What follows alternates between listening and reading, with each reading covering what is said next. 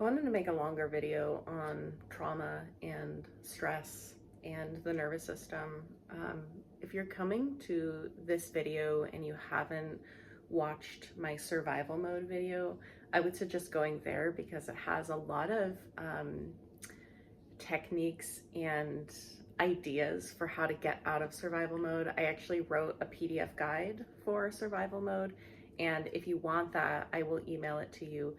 It's also available here on YouTube, just I'm reading the audio. So yeah, lots of free sort of tips and tricks for me on how to get out of survival mode. But I just wanted to talk longer about survival mode and kind of tell you how I discovered it or conceptualized it. I come from a family that does emotional avoidance in a lot of different ways. So some of the people in my family deal with their emotions by just dissociating and having a lot of distraction behaviors. Some of them are deeply feeling people and they're just in addiction. They take substances to avoid their emotions. And one of the things that I saw in my family was like a lot of workaholism.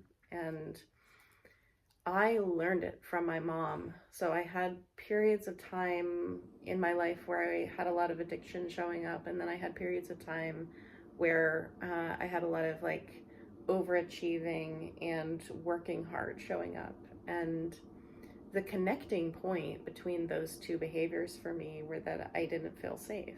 And I was trying to establish a sense of safety in my body. And I didn't know that at the time. What I saw was, I have to work really hard in order to be okay, in order to feel okay. I need to be doing something all the time.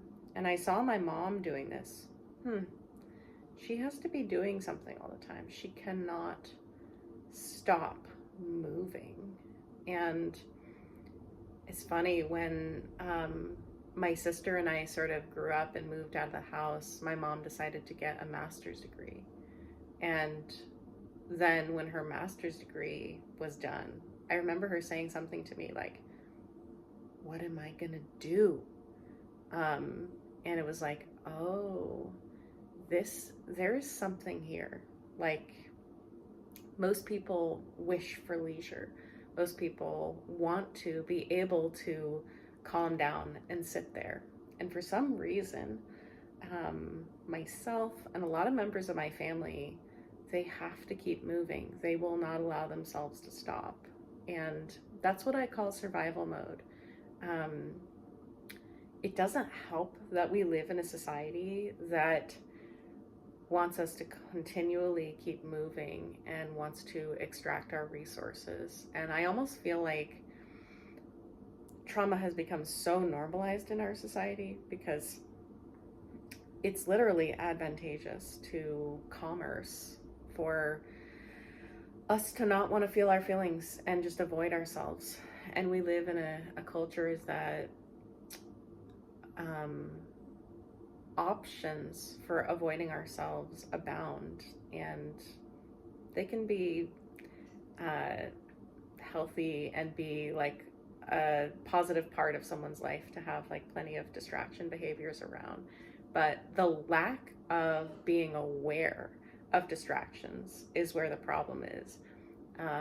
The lack of awareness that I don't know how to calm down. I don't know how to stop. And what I found for myself is like, I actually did know how to stop, but stopping meant feeling bad. When my nervous system would calm down, would come out of stress, I would feel so many negative emotions. And it is literally a backlog of all the sadness and all the pain and all the anger and all the messaging system that my body wanted to send. That only gets felt in that middle place, in that regulated place. When I'm stressed out, I feel numb. Sometimes I feel fear, but there are very few emotions that I can feel when I'm truly in a dysregulated place. And that's one of the things that one of my favorite creators on TikTok, Melissa Romano, talks about. The point of nervous system regulation is not to be calm. It's not to be unemotional. It's to be connected with the moment.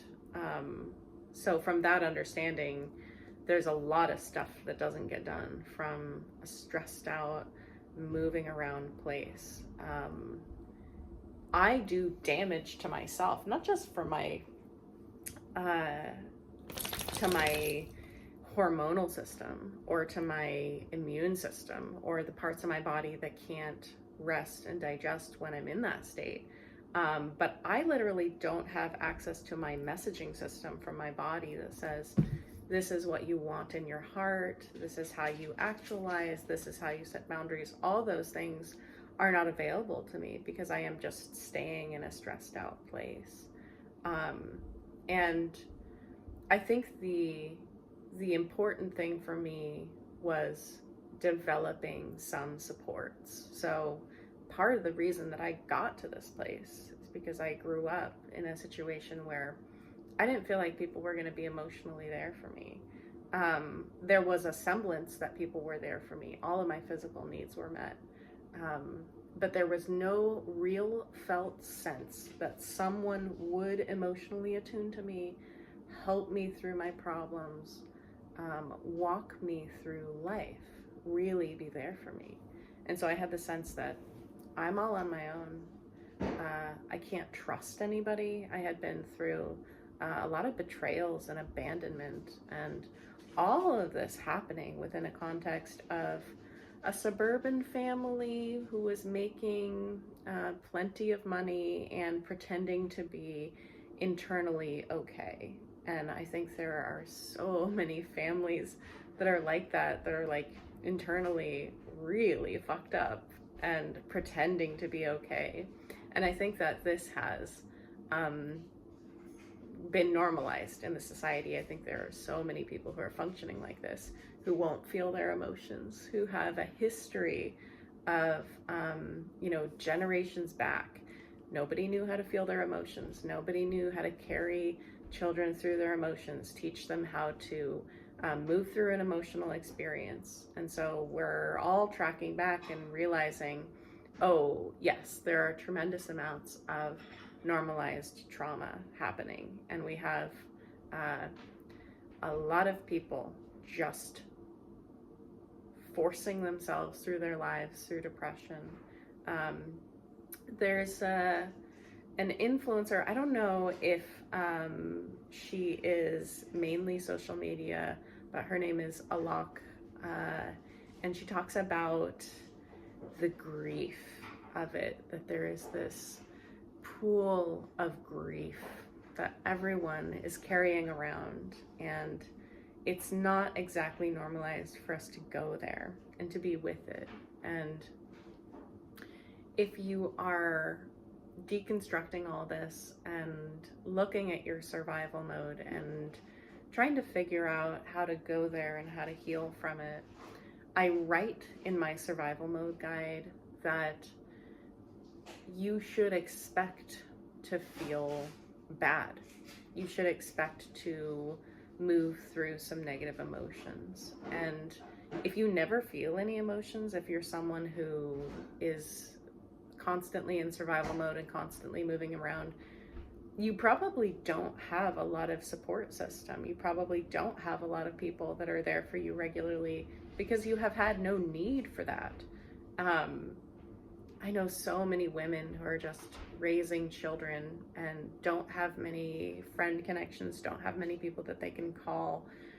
One of the reasons that I have so many friend connections now is because I need to be able to call someone when I'm in an emotionally difficult place. And I still snap into that survival mode a lot. I'm still dissociating a lot of the time. Some of that is my neurodivergence, just my emotions being turned off. But the thing that's changed for me is that my emotions have become important to me. And I've seen them as well, if I choose not to feel this right now, I'm gonna have to feel it later. And I don't want to carry it around.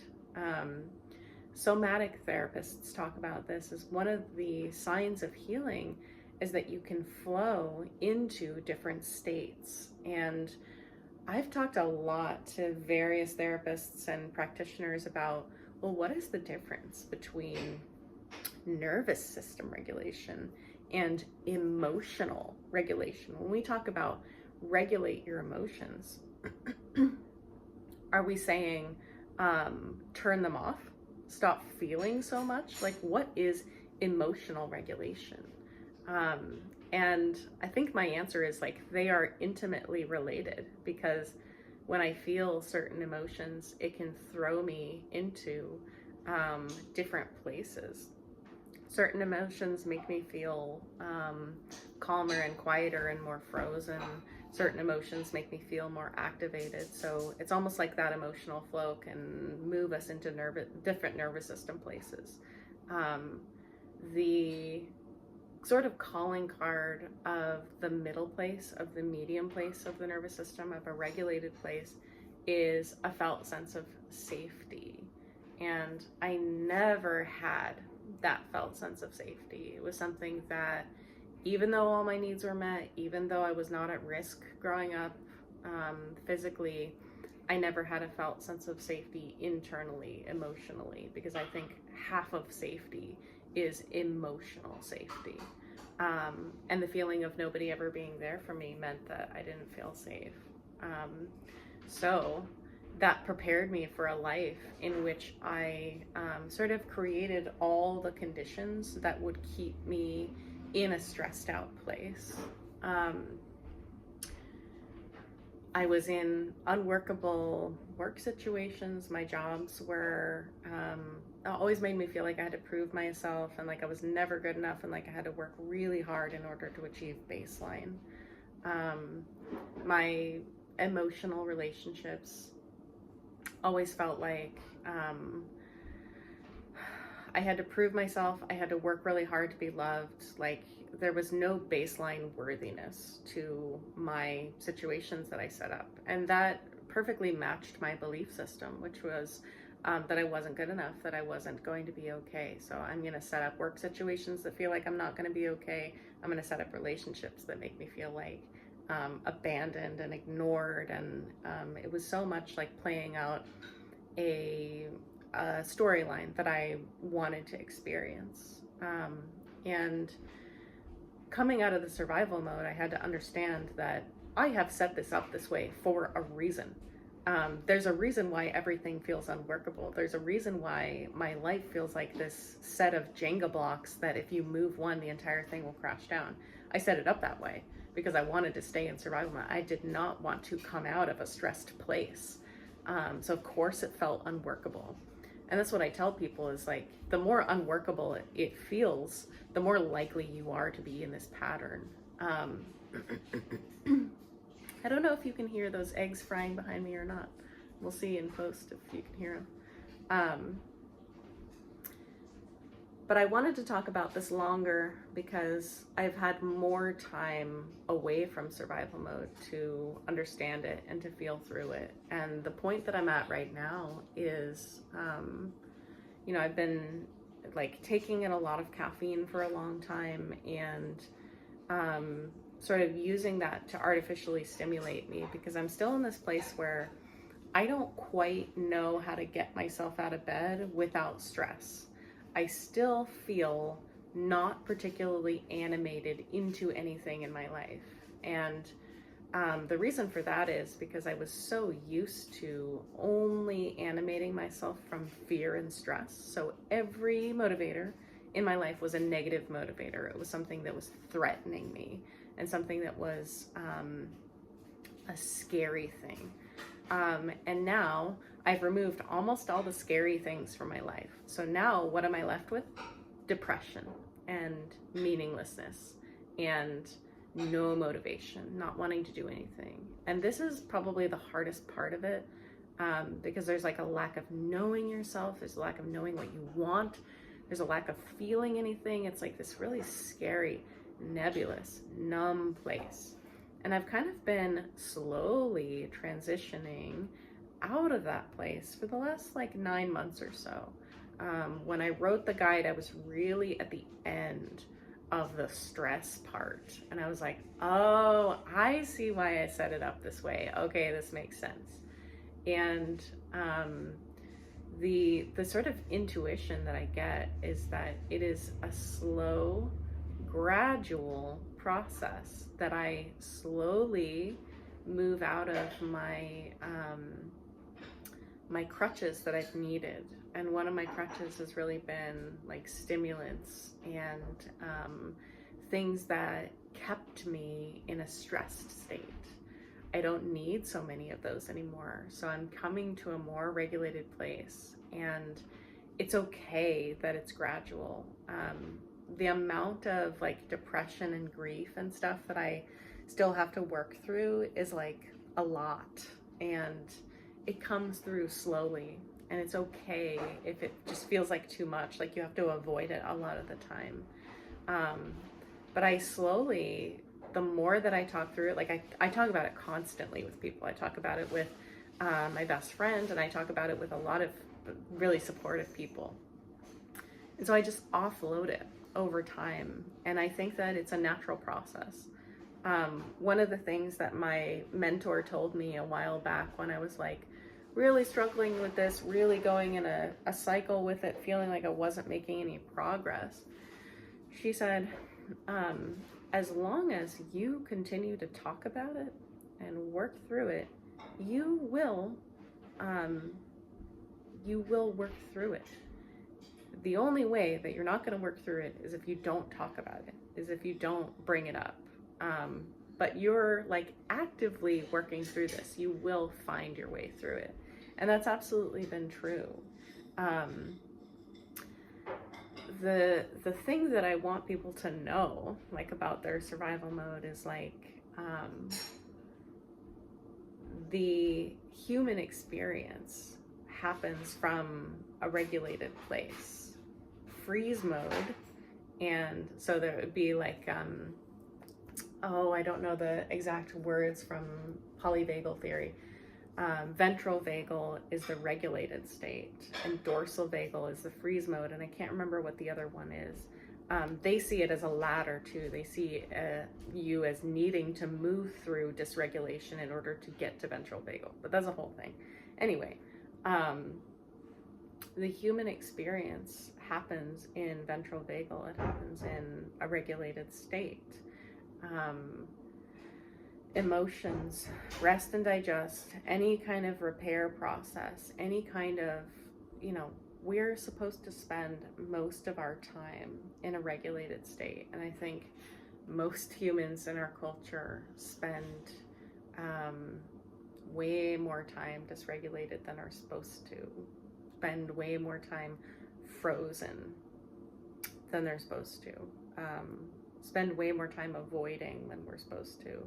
And we don't get to feel things or do anything that is heart-centered if we're not spending time in a regulated state. And to get to that regulated state, we have to process through a lot of avoided emotions. And it's not just what has been experienced firsthand, in our firsthand lifetime.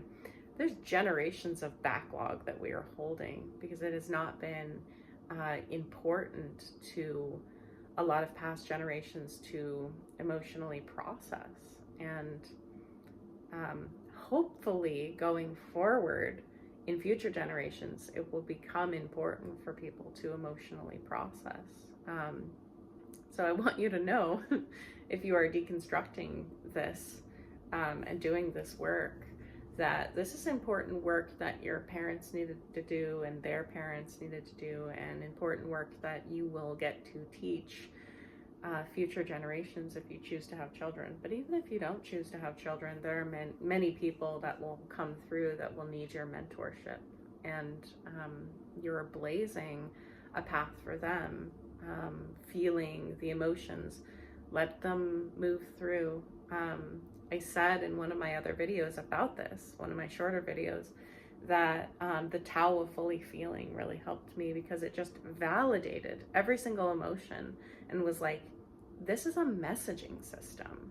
if you have shut off from your emotions, you've shut off from the essential messaging system of your body. And that does not make any sense. The only reason that we've like shut down from our emotions is because we've believed that they make us do things that we don't want to do, or put us in a state that we don't want to be in. We don't like feeling this way. We don't like dealing with it. It feels like it just gets in the way of trying to do anything. That's probably the number one reason that I have pushed down my emotions, because they get in the way of my daily action. I want to be able to do things, and my emotions get in the way, and they make it so I don't want to do things. But as Alok says about grief, is that the avoidance system becomes the problem. The avoidance of the problem actually becomes a bigger problem than the emotion itself. So the sort of wisdom that I have there is, we have to feel. There's no way to get around that. There's no shortcut to feeling, to having a human experience. And until I was about 28 years old, I had had an extremely numb experience of my life. I had had almost an entirely numb life, and I was sick of it. I was sick of having relationships like that. And I was sick of feeling like my life was completely unworkable, like I had no options, and like I had to constantly prove my worthiness. And my health was just in tatters. And my health is getting better, and I'm healing, and I have not come to this wisdom alone. I have had many great mentors. A lot of my self-awareness and my ability to work on myself comes from 12-step work and support in a 12-step fellowship. I don't think that that's the only way to healing. I also think there are many people within 12-step work who avoid themselves.